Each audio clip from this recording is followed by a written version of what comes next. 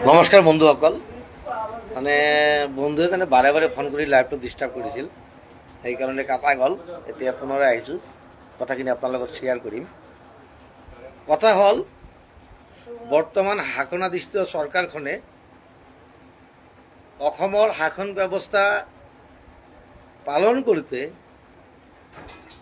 ব্যৰ্থ হৈছে আৰু এই ব্যৰ্থতাবোৰ যাতে জনসাধাৰণে গম নাপায়, তাৰ কাৰণে কিছুমান নতুন নতুন ইস্যু আৱিষ্কাৰ কৰি সেই ব্যৰ্থতাৰ ইস্যুবিলাক ডিভাইড কৰি আছে। এইটো চিৰ সত্য কথা। আপুনি ভালকৈ যদি মন কৰে, এইখন চৰকাৰে কৃষি বিভাগ, শিক্ষা বিভাগ, স্বাস্থ্য বিভাগ আৰু আপোনাৰ গৃহ বিভাগ সকলোতে ব্যৰ্থ হৈছে বুলি মই কওঁ। কাৰণবিলাক মই কওঁ আৰু আপোনালোকে জানিলেও কমেণ্ট কৰিব। বন্ধুসকল, অসমৰ মুখ্যমন্ত্ৰী এজনে যেতিয়া অপেন অসমৰ জনসাধাৰণক মৰণাস্ত্ৰ লোৱাৰ কাৰণে তাৰমানে কি কয়, এইটো আমন্ত্ৰণ কম না নিমন্ত্ৰণ কম, আহ্বান জনায়, তেতিয়া আৰু বুজিবলৈ বাকী নাথাকে যে এইখন চৰকাৰে অসমৰ জনসাধাৰণৰ নিৰাপত্তা প্ৰদান কৰিব পৰা নাই ভালকৈ।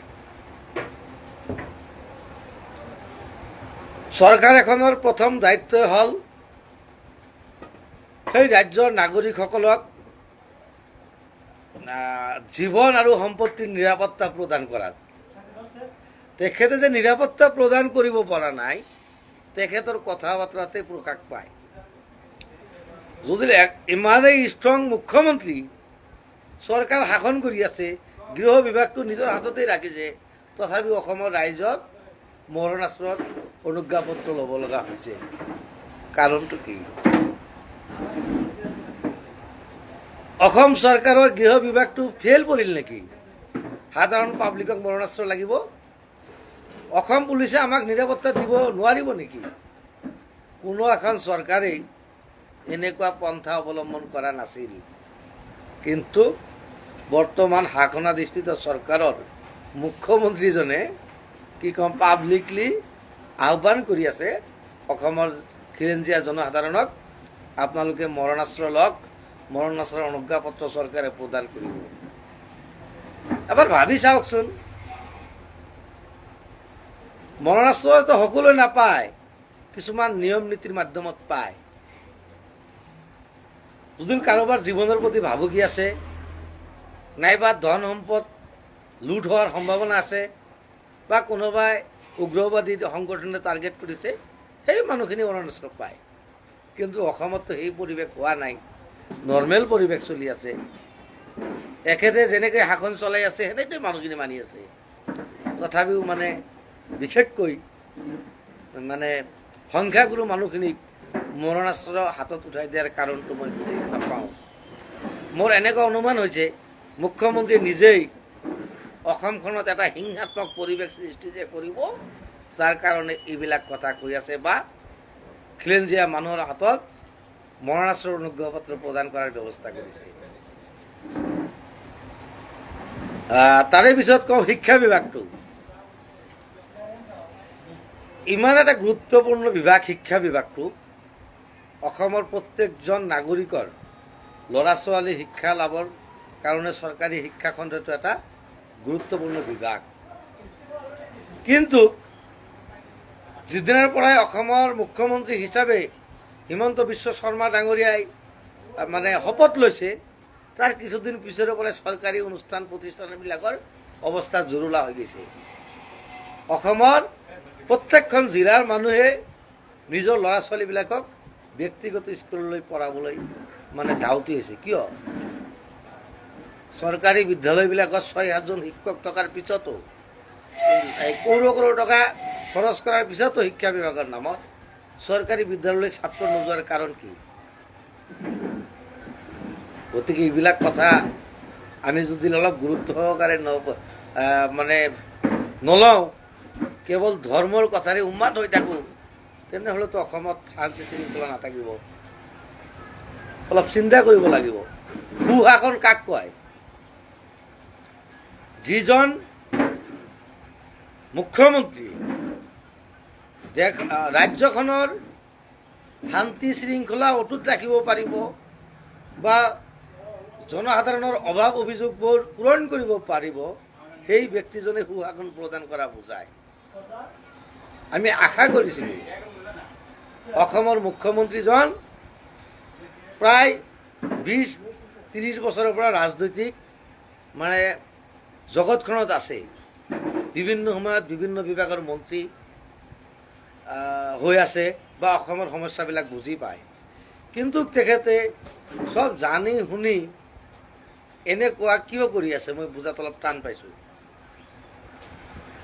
যি সময়ত পৃথিৱীৰ মানুহে চন্দ্ৰলৈ যোৱাৰ মানে কি কওঁ পন্থা অৱলম্বন কৰিছে, সেই সময়ত অসমখনত অন্ধবিশ্বাস ছটিয়াই দি আছে চৰকাৰখনে। তাৰ মানে কি? শ্ৰোতাৰ বন্ধুসকল, এবাৰ হিচাপ কৰক, এই চৰকাৰখনে কেনেকৈ মানে অসমৰ মানুহখিনিক মানে কি কওঁ টেঙা আম খুৱাই আছে এবাৰ চাওকচোন। চৰকাৰী খণ্ডৰ বিদ্যালয়খিনি বন্ধ হোৱাৰ পথত বা শিক্ষা অনুষ্ঠানৰ শিক্ষাগুৰুসকলক ৰাজহুৱা জেগাত অপমান কৰাৰ পিছত সেই শিক্ষকসকলৰ মনটো ভাঙি যায়, কিন্তু মুখ্যমন্ত্ৰী নিজেই তেখেতৰ পৰিয়ালৰ মানুহে মানে ব্যক্তিগত বিদ্যালয় খুলিছে। ব্যক্তিগত বিদ্যালয় আমি বেয়া নাপাওঁ, যিখিনি ধনী শ্ৰেণীৰ মানুহ আছে সেইখিনি মানুহে সিহঁতৰ ল'ৰা ছোৱালীক ব্যক্তিগত বিদ্যালয়ত পঢ়াব পাৰে, সিহঁতৰ হেৰি আছে, সমৰ্থ আছে। কিন্তু এই লাখ লাখ দুখীয়া পৰিয়ালৰ ল'ৰা ছোৱালীখিনি ক'ত শিক্ষা গ্ৰহণ কৰিব? চৰকাৰী শিক্ষা বিভাগটো যদি এনেকৈ জহি কৰি যায়। আৰু এটা কথা ভালকৈ মনত কৰক বন্ধুসকল, এই চৰকাৰখনৰ এজন ব্যক্তিয়ে অল ইন অল হৈ আছে। ক্ষমতাৰ যে মন্ত্ৰীসভাৰ মাজত বিতৰণ কৰিব লাগে বা বিভাজন কৰিব লাগে সেইটো কিন্তু নাই। শিক্ষামন্ত্ৰীয়ে কিবা এটা কথা ক'ব লাগে, সেইটো সাহস শিক্ষামন্ত্ৰী নাই। মুখ্যমন্ত্ৰীয়ে ক'ব, তাৰপিছত হয় হুজুৰ ক'ব। কিন্তু এইখনতো ৰাজতন্ত্ৰ নহয়, অসমখন শাসন হৈ আছে গণতন্ত্ৰৰে। গণতান্ত্ৰিক ৰাজ্য এখনত এজন মানুহেই যেতিয়া অল ইন অল হৈ থাকে, চৰকাৰৰ প্ৰত্যেকটা বিভাগে খামুচি মাৰি ধৰি থাকে, তেনেকৈ হ'লে কেনেকৈ উন্নয়ন হ'ব? গতিকে আগন্তুক সময়ত অসমৰ ধৰ্ম বৰ্ণ নিৰ্বিশেষে সকলো শ্ৰেণীৰ মানুহখিনিয়ে এই যেনেকুৱা শাসন ব্যৱস্থা চলালে মুখ্যমন্ত্ৰীয়ে এবাৰ ভালকৈ পৰ্যবেক্ষণ কৰক, তাৰপিছত সিদ্ধান্ত গ্ৰহণ কৰক।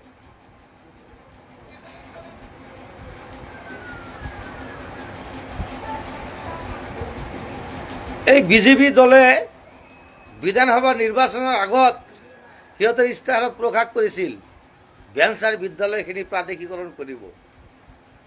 মুখ্যমন্ত্ৰী কেইবাবাৰো কৰিছিল, পঞ্চায়ত নিৰ্বাচনৰ আগতেও কৈছিল, তাৰে পিছত এই লোকসভা নিৰ্বাচনৰ আগতেও কৈছিল, ঘোষণা কৰিছিল যে নাই খুব কম সময়ত ভেঞ্চাৰ বিদ্যালয়খিনি প্ৰাদেশিকৰণ কৰা হ'ব। মই তেতিয়া আয়োগও গঠন কৰিছিল 5জনীয়া মন্ত্ৰীক দি। কিন্তু ৰিজাল্ট কি হ'ল? লোকসভা গ'ল, পঞ্চায়ত নিৰ্বাচন গ'ল, সিহঁতৰ বিধানসভাও পাৰ কৰিলে, আকৌ বিধানসভা আহি আছে। এই 4.5 বছৰত মুখ্যমন্ত্ৰী ডাঙৰীয়াৰ বা অসম চৰকাৰৰ অসমৰ অপ্ৰাদেশিকৰণ বিদ্যালয়খিনি প্ৰাদেশিকৰণ কৰাৰ সময় নহ'ল। মুখ্যমন্ত্ৰী ডাঙৰীয়া, আপুনি যে কিছুমান সময়ত কিছুমান ঘোষণা কৰে, সেইবোৰ কি আচলতে কি অসমৰ ৰাইজক আপুনি টুপি পিন্ধায় নেকি? এবাৰ হিচাপ কৰি চাওকচোন, অপ্ৰাদেশিকৰণ বিদ্যালয়ৰ শিক্ষকসকলে কিমান কষ্ট কৰি সিহঁতৰ সংসাৰবোৰ চলাই আছে। বহু শিক্ষকে বিনা বেতনে অৱসৰ গ্ৰহণ কৰিলে, বহু শিক্ষক মানে নিজে জীৱনটো ভালকৈ পাৰ কৰিব পৰা নাই, ল'ৰা ছোৱালীক এযোৰ কাপোৰ ভালকৈ দিব পৰা নাই। এইবোৰ দুখত বহু শিক্ষকে আত্মহত্যাও কৰিলে। তথাপিও অসম চৰকাৰৰ সেই শিক্ষকৰ পৰিয়ালখিনিৰ প্ৰতি বা অপ্ৰাদেশিকৃত বিদ্যালয়ৰ শিক্ষকসকলৰ প্ৰতি অকণমায়ত দয়া নবুজিলে। কাৰণ কি? শিক্ষকসকল হ'ল সমাজৰ নমস্য ব্যক্তি। সেই শিক্ষকসকলক তুচ্ছ তাচ্ছিল্য কৰাৰ নজিৰ অসমত হিমন্ত বিশ্ব শৰ্মা ডাঙৰীয়া মুখ্যমন্ত্ৰী হৈ আনিলে। ইয়াৰ আগত যিমান চৰকাৰ গৈছে, কোনো এটা চৰকাৰৰ মুখ্যমন্ত্ৰীয়ে ৰাজহুৱা জেগাত শিক্ষকসকলক মানে কি বেজ্জতি কৰাৰ কোনোদিনে সাহস নকৰিলে, কিন্তু এইজন মুখ্যমন্ত্ৰী কৰিলে। শিক্ষক সমাজ হ'ল সমাজৰ নমস্য ব্যক্তি। সেই নমস্য ব্যক্তিসকলক যেনেকুৱা ৰাজহুৱা জেগাত আপুনি কেতিয়া খায়, কি কৰে, কেইবাৰ খায়, দিনত খায় না ৰাতি খায়, এনেকুৱা অপমানিত কৰাৰ নজিৰ মই প্ৰথম দেখিলোঁ।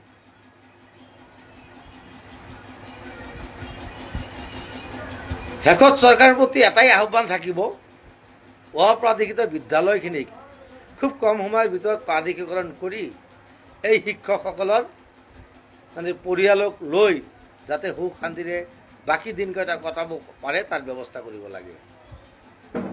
কিন্তু এইজন শিক্ষামন্ত্ৰীৰ পৰা একো আশা কৰি লাভ নাই। শিক্ষামন্ত্ৰীজন হৈছে মুখ্যমন্ত্ৰীৰ হাতৰ পুতলা। কেৱল শিক্ষামন্ত্ৰী নহয়, অসম চৰকাৰৰ যিকেইজন মন্ত্ৰী আছে, মন্ত্ৰীসভাৰ গোটেইকেইজনক মুখ্যমন্ত্ৰীয়ে পুতলা হিচাপে ব্যৱহাৰ কৰি আছে। সেই মন্ত্ৰীকেইজনে নিজৰ ক্ষমতা কি বুজি নাপায় বা পাৱাৰ এণ্ড ফাংচন কি বুজি নাপায়। যদি বুজি পালেই হয় তেনেহ'লে নিজৰ কামখিনি দক্ষতাৰে পালন কৰিলে হয় বা নিজৰ দায়িত্ববোধ। মই নকওঁ সিহঁত অদক্ষ, দক্ষতা সিহঁতৰ মাজত আছে, কিন্তু মুখ্যমন্ত্ৰীক চাই ভয় খাই চাগে, সেইকাৰণে নিজৰ বিভাগৰ কামখিনি সুচাৰুৰূপে পালন কৰিব পৰা নাই। আৰু মুখ্যমন্ত্ৰীয়ে যে সকলোকেইটা বিভাগ খামুচি ধৰি আছে, তাৰ কাৰণে অসমত একো উন্নয়ন হোৱা নাই।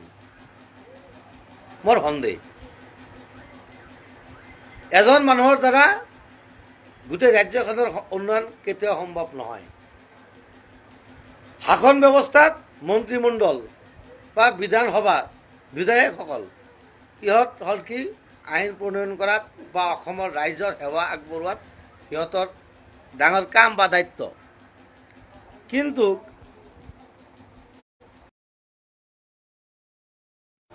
কেনেকৈ শাসন চলাইছে অসমৰ ৰাইজে সিহঁতক। শিক্ষা বিভাগ কওক, তাৰপিছত আপোনাৰ কৃষি বিভাগ কওক, জলসিঞ্চন বিভাগ কওক, কৃষি বিভাগ কওক, এই স্বাস্থ্য বিভাগ কওক, চবতে এজন মানুহৰে দাদাগিৰি চলিছে, সেইজন হ'ল মুখ্যমন্ত্ৰী ডাঙৰীয়া। গতিকে এতিয়াও সময় আছে, আমি যিমান পাৰোঁ বিধানসভা নিৰ্বাচনত অসমৰ পৰা বিদায় দিব পাৰোঁ, এই বিষয়ে কাম কৰাৰ সময় আহি গৈছে। Thank you. বেছি লম্বা নকৰোঁ লাইভটো, ফোনত খুব দিগদাৰ।